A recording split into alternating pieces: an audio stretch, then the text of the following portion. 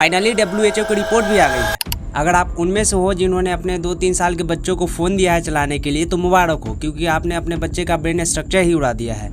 क्योंकि होता है ना, जब तक कोई अंग्रेज़ नहीं बोल देगा या बाहर से कोई रिपोर्ट नहीं आ जाती है, और वो रिपोर्ट कब आती है जब तक सब नुकसान हो चुका होता है, तब वो ऑफिशियल रिपोर्ट आता है। एक यूट्यूब चैनल है डॉक्टर मनोज कुमार करके, ऑटिज्म के डॉक्टर है। उनके पास ऐसे ऐसे माँ बाप आते हैं जिनके हाथ से बच्चे जा चुके हैं। सोच लो इस लेवल का इफेक्ट हो रहा है मोबाइल फ़ोन के कारण। अब WHO के डॉक्टर जोआना विलियन ये कह रही है कि पुराने दिन को वापस लाओ और बच्चों सबको स्पोर्ट्स खिलाओ।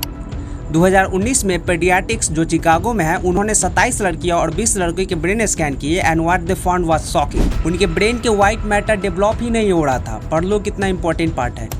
टेम्पोरल लॉब जो सुनने में मदद करता है, लैंग्वेज को समझने में हेल्प करता है, वो डेवलप ही नहीं हो रहा था। फ्रंटल लॉब जो बच्चों की प्रॉब्लम सॉल्विंग में हेल्प करता है, वो ग्रो ही नहीं हो रहा था, जिसकी वजह से बच्चों की बिहेवियर में चिड़चिड़ापन होना। प्रीफ्रंटल कॉर्टेक्स भी डैमेज दिखे गया है। और ये सब होने के बाद WHO का रिपोर्ट निकलता है कि भैया 2 साल के बच्चों को फ़ोन देना ही नहीं है।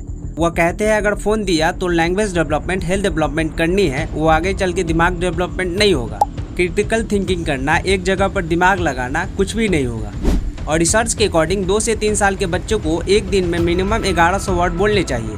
लेकिन हो क्या रहा है कि बच्चा फ़ोन चलाता है, बात तो करना ही नहीं, कोई आवाज़ लगा रहा है तो सुनना ही नहीं, अटेंशन भी नहीं है।